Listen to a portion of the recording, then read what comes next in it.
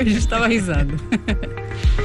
Agora a gente muda de assunto para falar sobre os novos programas de imigração que fazem com que países da América Latina apostem em vistos para investidores e nômades digitais. Quem está em contato com a gente agora é Diogo Klopper. Ele é diretor de imigração da maior empresa de imigração do mundo. Boa tarde para o senhor, tudo bem? Boa tarde, Stephanie. Boa tarde, Henrique. Tudo bem? Tudo bem, seja bem-vindo ao Estúdio CBN. A gente começa aqui a nossa conversa, né? Para que o nosso ouvinte possa entender melhor, explica para a gente, por favor, rapidamente, o nomadismo digital.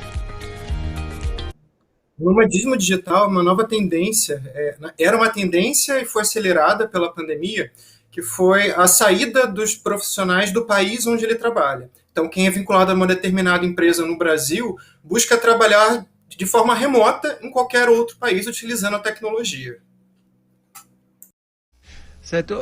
Diogo, uma boa tarde para você. Eu queria entender, né? A gente nesse último período, né? Nesse último ano, a gente adotou muito o sistema de home office que permitiu que a gente trabalhasse num local que não fosse ali um ponto fixo de trabalho. E isso parece que é uma realidade que veio para ficar, né? As empresas observaram que esse processo seria vantajoso e muitas empresas vão optar por permanecer nesse modelo, né? Isso favoreceria de algum modo esse nomadismo digital? Tipo, eu como brasileiro, por exemplo, quero viver na Argentina e trabalho remotamente de lá? O processo ele não é tão simples, mas resumindo, seria isso mesmo.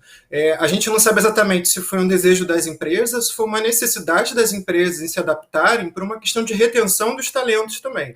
Porque algumas pesquisas surgiram e a maior parte das pessoas ouvidas não quer voltar para o escritório. Então as empresas precisaram reformar suas políticas para abraçar esses profissionais que eles não querem perder, ainda que eles trabalhem à distância, se isso não há impacto na entrega deles. Então é possível você cruzar a fronteira, né? Você não trabalhar só apenas em outro estado brasileiro, mas também em algum outro país. O processo não é simples, tem questões migratórias, questões tributárias e trabalhistas envolvidas, mas é possível e hoje em dia é necessário para não perder esses talentos.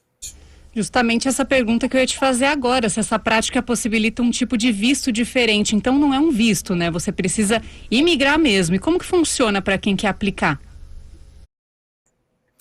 Stephanie, quem quer aplicar é bem diferente de um visto de trabalho. Quando um profissional é contratado pela empresa dele para ir trabalhar num outro país, ela patrocina um visto. No caso do nômade digital, é o interesse daquele profissional, é o interesse pessoal dele. Então, ele aplica diretamente junto à representação consular ou ao sistema eletrônico, já que grande parte desses vistos de nômade digital, eles também têm um processo digital de aplicação. Então, ele aplica por esse processo, ele precisa comprovar que ele é empregado, ele tem um emprego fixo, ele tem uma remuneração fixa no seu país de origem e ele está indo para aquele país. O surgimento desse visto vem acompanhado da necessidade dos países em retomarem suas economias, porque a gente está falando de um profissional estrangeiro viajando para aquele país de destino unicamente para gastar naquele país. Pode trabalhar para nenhuma empresa local. Certo. Diogo, a gente percebe, né, que há um movimento mais intenso nesses últimos tempos, né, de pessoas que tiram dupla cidadania, né, que aproveitam desse processo. Isso de alguma forma pode estar linkado a esse nomadismo digital? Tipo, eu tenho interesse de morar em tal lugar, de viver em tal lugar, então eu adianto o meu lado aqui, tiro essa dupla cidadania, já pensando nessa questão profissional?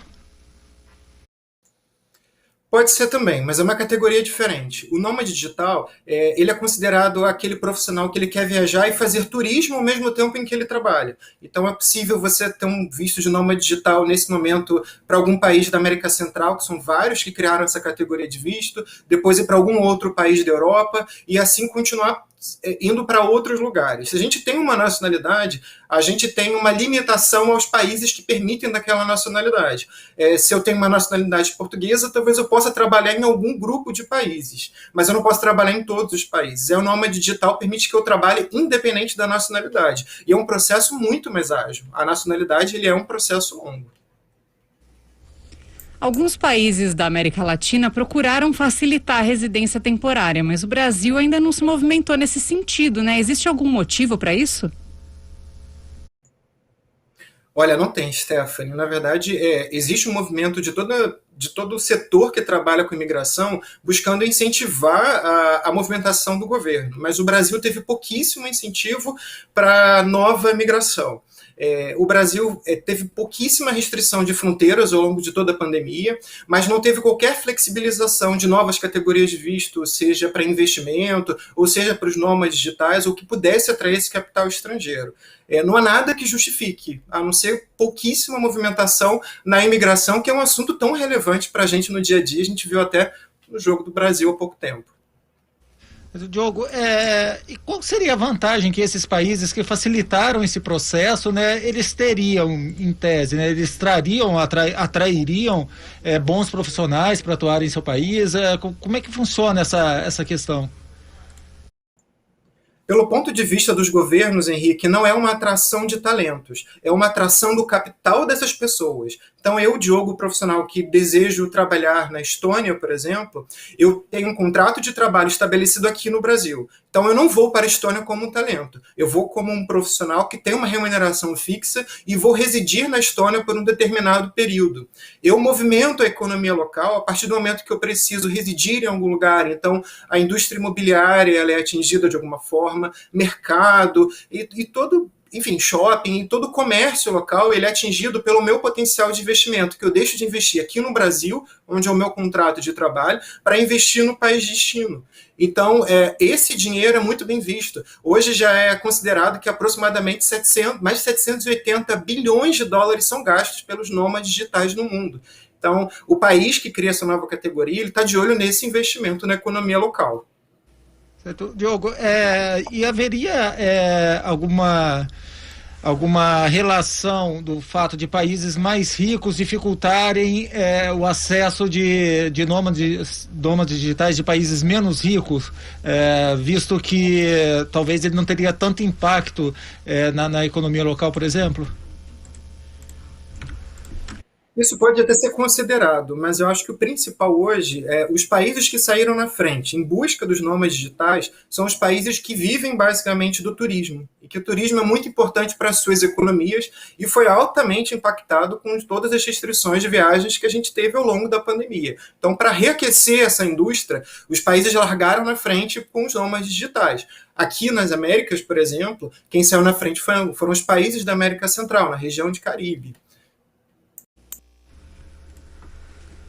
Bom, a gente conversou aqui com o Diego Klopper, ele é diretor de imigração da maior empresa de imigração do mundo. A gente agradece muito, viu, Diogo, por todas essas informações, essas dúvidas que você tirou aqui, nossas e dos nossos ouvintes também. Muito obrigada e bom trabalho. Muito obrigado, Stephanie. Uma boa tarde a todos.